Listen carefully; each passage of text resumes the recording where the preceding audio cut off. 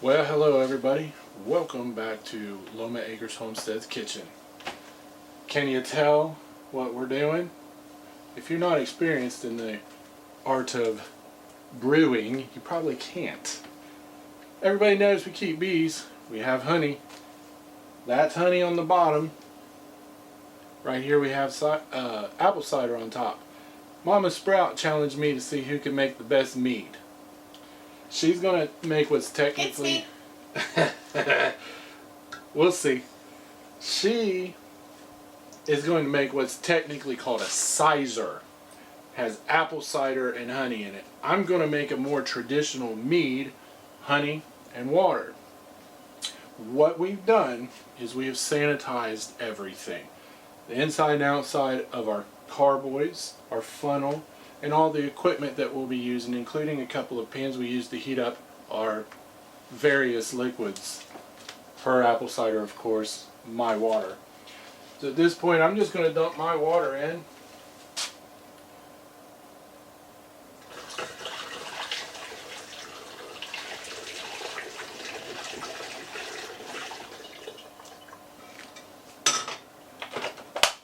So we made that water just exceptionally warm, but by no means boiling. And what that does is allows us to, excuse me, to shake the honey into the liquid better,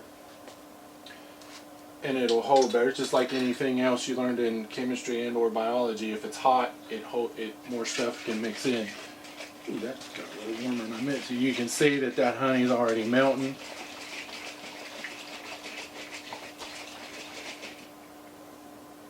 I'm going to shake it a little bit more.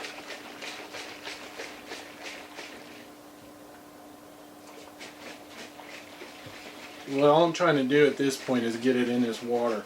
Here in a few minutes we got a few more steps to take, and we'll be doing a lot of shaking then. Almost. And we'll bring you back for that. So I don't know if you can see it on the camera. Once we got everything shaken in really well, Mama Sprout wanted to add some fruit flavoring to hers, so she added one full orange, of course cut up enough to get into the top of the bottle. And that includes the orange that you normally eat, but also the rind. She also added more than 1 cup of dark sweet strawberries. Cherries. Dark sweet cherries. Silly me. I'm sorry about that. It is cherries. I don't know what in the world I'm thinking. Maybe I drank some of this earlier or something. Well, you did open that maybe. 5-gallon one that was too strong for human consumption. I could have fumed a little bit of it. Inhaled. Oh, good Lord. Inhaled. Maybe you have been drinking.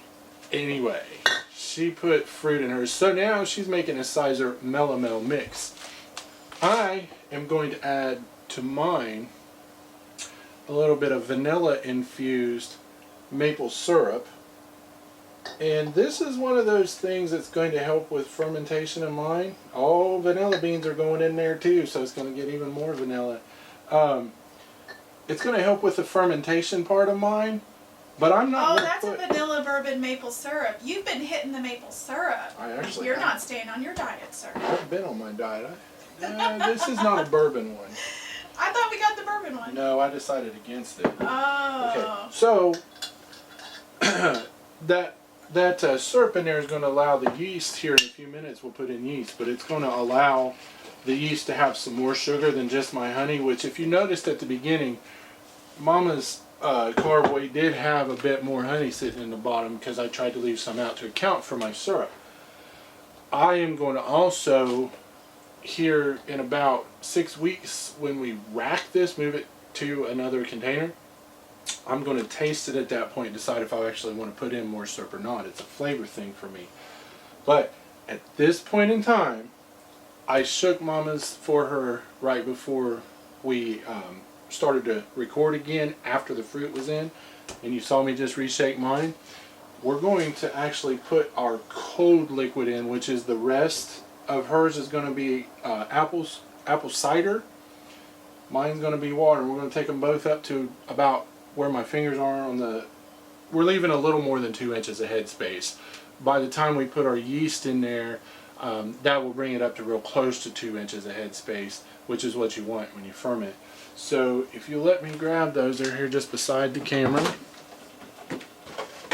Now, are we supposed to add those now, or do we need to wait until? Yeah, we're supposed to add them now, Supposed right? to add them now. Okay.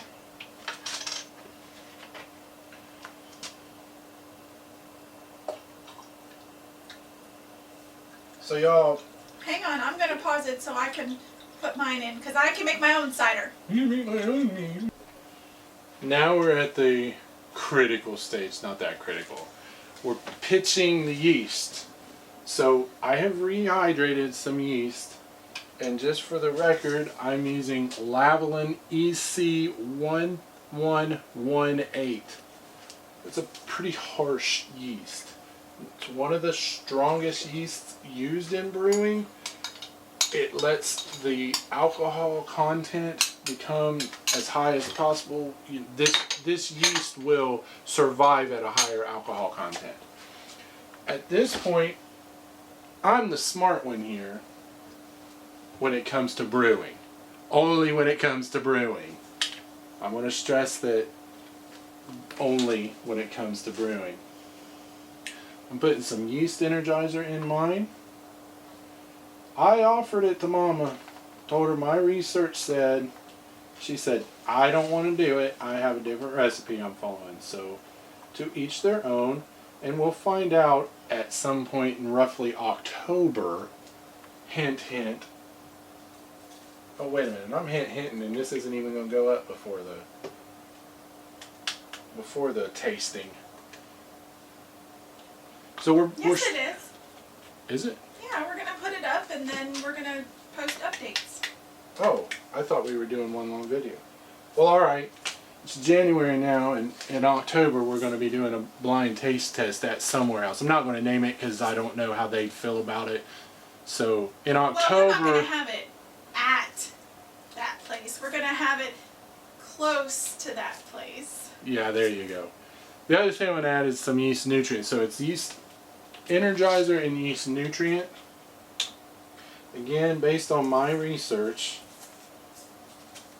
which may or may not be good research, these two additions now are a wonderful thing. There are other things to add. For example, if Mama was making a regular mead, because of the fact she used fruit in there, it could be very smart of her to use a pectin haze reducer, because you know everybody knows we eat and drink with our eyes first, but the fact that hers is a sizer, it's going to be cloudy anyway, so there's no real need to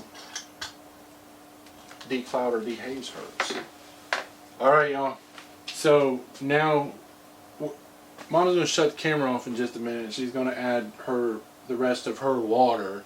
Of course, we left enough out to allow our proofed yeast to go in, and then you fill it to where you need to be. So again, about a 2-inch headspace, and then you shake and shake and shake, and when you think you can't shake anymore, you've just started shaking.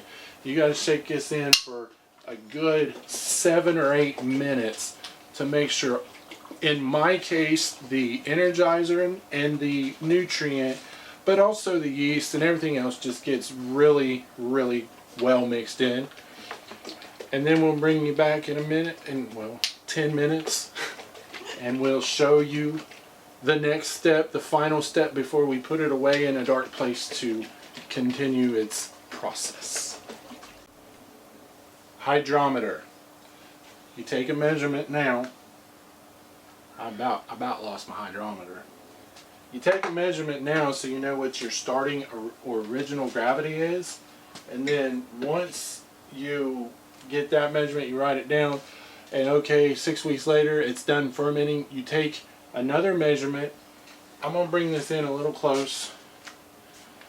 All those different numbers on there. Can you see that on the screen? You're not going to be able to get it close enough. Okay, well, there's a bunch of different numbers on here, and you know, you start here and then you ferment to here, for example, and then you calculate, and that tells you what your ABV, alcohol by volume, is.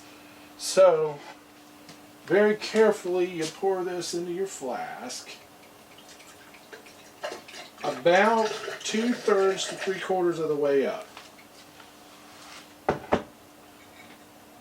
And I would just like to take a moment to remind everybody all of this stuff is sanitized, including my counter. That's why I can set stuff down on my counter and I can go ahead and continue to use it. So it's imperative that if you need to know exactly what your ABV is, I mean, if you don't care if you're off 0.1% or something, it's not as imperative. But if you need to know exactly, then you need to get the right measurement. And note that water has a little concave or convex. I don't remember which word goes with which shape. But you want to read level, not the concave or the convex. So, and of course I've got bubbles in mine. And since I don't need to know exact, I'm looking at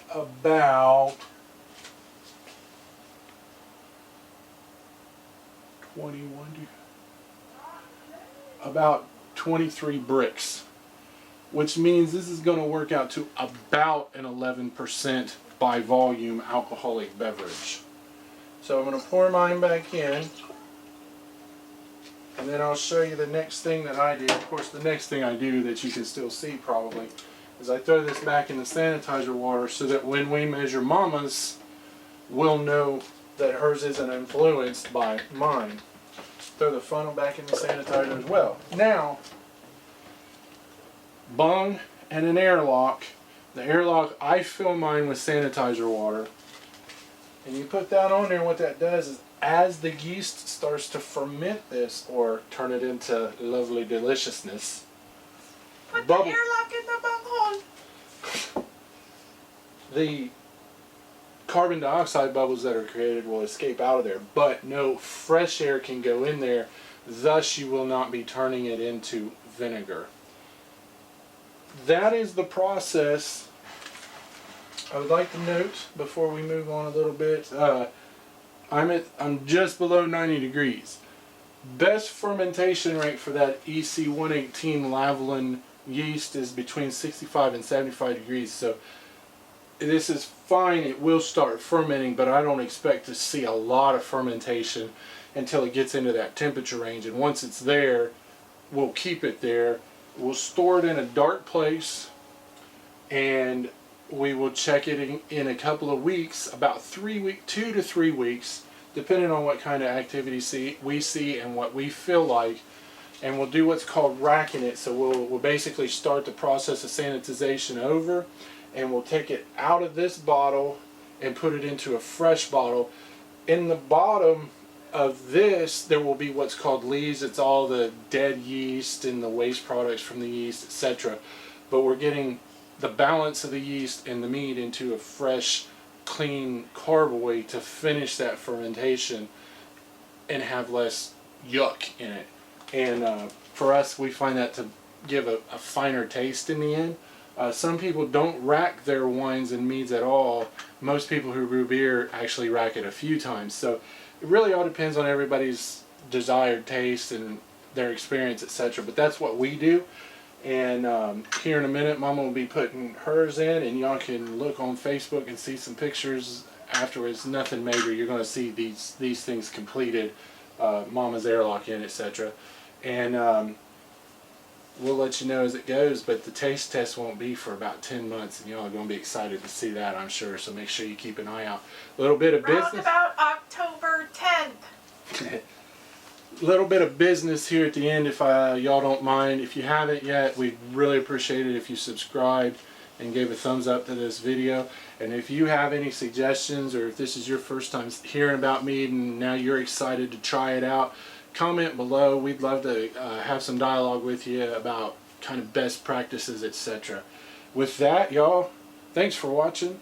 Thanks for being here. Remember, this is the day the Lord has made. Rejoice and be glad in it. Oh, and Mama wanted me to remind you, daggone, what's that stuff called I put in? Vikings never used a stabilizer. Well, that wasn't a stabilizer. An energizer and nutrients. The Vikings never did that, and this is a Viking drink. I get that.